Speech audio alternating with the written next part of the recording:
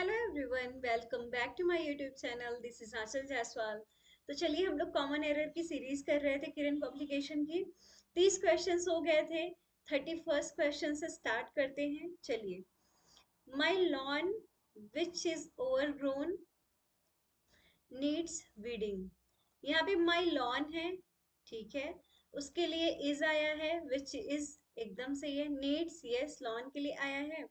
ये भी आपका सिंपल प्रेजेंट में है, एकदम सही है। तो इस क्वेश्चन में नो एरर है, फोर्थ पार्ट है इसका सही आंसर। नेक्स्ट क्वेश्चन पे चलते, चलिए नेक्स्ट क्वेश्चन पे बढ़ते हैं। नेक्स्ट क्वेश्चन है, every man in this world wishes to live long but nobody wanted to grow old।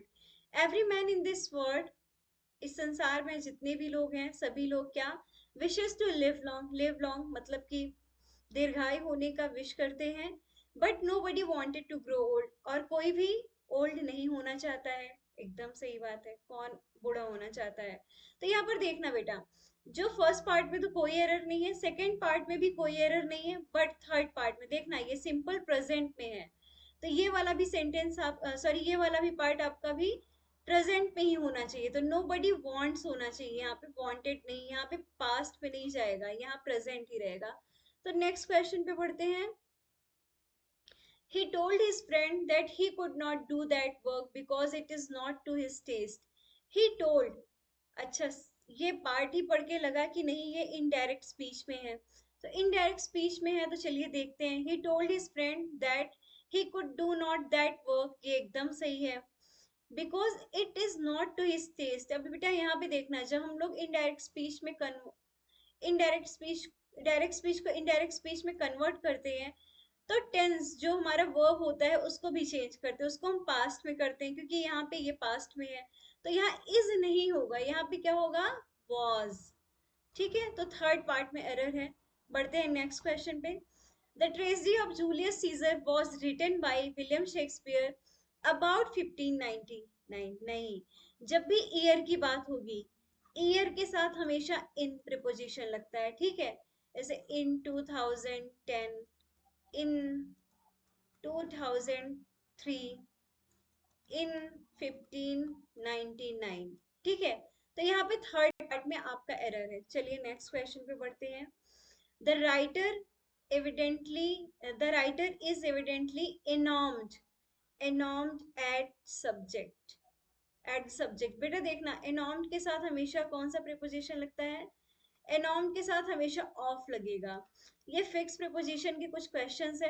एनॉर्म्ड के साथ हमेशा ऑफ लगेगा।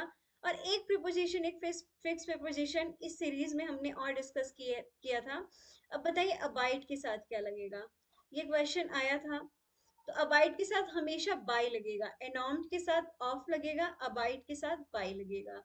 एनॉर्म्ड ऑफ द सब्जेक्ट, तो यहाँ पे सेकेंड पार्ट में आपका एरर है। नेक्स्ट क्वेश्चन पढ़ते हैं। Mister Mukesh Bhatnagar, our colleague, he will attend the meeting on our behalf. Mister Mukesh Bhatnagar की बात हो रही है यहाँ पे, कौन है वो, हमारे कलीग हैं। उनके बारे में एक्स्ट्रा इंफॉर्मेशन दी गई है और ये सब्जेक्ट है। तो इसके बाद क्या आना चाहिए, इसके बाद जस्ट वर्ब आना चाहिए। तो यहाँ पे क्या है, ही। यहाँ पे ही नहीं होगा क्योंकि ऑलरेडी मिस्टर मुकेश भटनागर की बात हो रही है यहाँ पे। यहाँ पे ऑलरेडी एक सब्जेक्ट है, तो ही यहाँ पे नहीं आएगा, आपका सेकेंड पार्ट में आएगा, एरर है। तो नाउन इन अपोजिशन सुना है ना, तो ये नाउन इन अपोजिशन का क्वेश्चन है। ठीक है, नेक्स्ट नेक्स्ट क्वेश्चन पे पढ़ते हैं। As soon as I will reach Delhi, I will send you the books you have asked for. As soon as, ठीक है।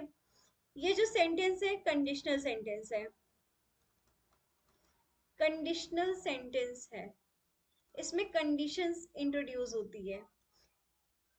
एज सुन एज, तो इसका बेटा कई पार्ट्स होते हैं, लेकिन जो फर्स्ट पार्ट होता है, जो सेंटेंस का पहला पार्ट होगा वो सिंपल प्रेजेंट में होगा, ठीक है। और जो सेंटेंस का दूसरा पार्ट होगा वो क्या होगा, सिंपल फ्यूचर में होगा, सिंपल फ्यूचर में होगा। तो देखिए सेंटेंस का जो दूसरा पार्ट है वो सिंपल फ्यूचर में है, हाँ। तो ये जो as soon as I will reach, यहाँ पे विल नहीं होगा, आई रीच होगा, मतलब सिंपल प्रेजेंट होगा। एज सुन एज, जैसे ही हम पहुंचेंगे Delhi, I will send you the books you have asked for. और हम आपको क्या बुक्स भेजेंगे जो आपने पूछा था, आप जिसके बारे में बोल रहे थे। तो यहाँ पे कौन से पार्ट में एरर है? फर्स्ट पार्ट में एरर है। चलिए नेक्स्ट क्वेश्चन को देखते हैं। As I see it, it appears to be unreasonable anxious about pleasing his wife. अब देखना, as I see it, he appears, ये एकदम सही है। To be unreasonable anxious, अब बेटा यहाँ पे देखना anxious के anxious कौन सा parts of speech है? anxious जो होता है वो होता है adjective, ठीक है। कई बार हमने डिस्कस किया है कि नाउन को कौन मॉडिफाई करता है? एडजेक्टिव करता है। बट एडजेक्टिव को कौन मॉडिफाई करता है? एडजेक्टिव को हमेशा एडवर्ब मॉडिफाई करता है, ठीक है। तो एडजेक्टिव के पहले क्या आया है? अनरीजनेबल। अनरीजनेबल कौन सा पार्ट ऑफ स्पीच है? एडजेक्टिव है। तो एडजेक्टिव को तो एडजेक्टिव मॉडिफाई नहीं करेगा, एडजेक्टिव को एडवर्ब मॉडिफाई करेगा, तो यहाँ अनरीजनेबली होना चाहिए। तो आपके सेकंड पार्ट में एरर है, to be unreasonably anxious about pleasing his wife. ठीक है, नेक्स्ट क्वेश्चन पे चलते हैं। I finished my assignment before we reached his wedding with great difficulty because of heavy rain. बेटा एक आपको मालूम होगा कि जब दो एक्शन पास्ट में हो, पहला एक्शन भी पास्ट में और दूसरा एक्शन भी पास्ट में हो, तो जो पहला जो एक्शन हुआ रहता है वो पास्ट परफेक्ट में होता है, ठीक है। और दूसरा एक्शन सिंपल पास्ट में ही होगा, ठीक है। I finished my assignment before we reached, तो सबसे पहले कौन सा एक्शन हुआ?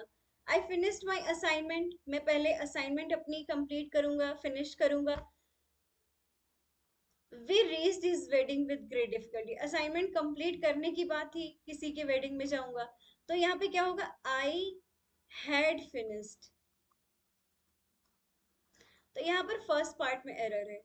आई होप आपको सारे क्वेश्चंस अच्छे से क्लियर हो रहे हो। तो thank you so much for watching my video. तो 10 क्वेश्चंस की जो सीरीज है उसको हम आगे कंटिन्यू करेंगे। Thank you so much for watching my video.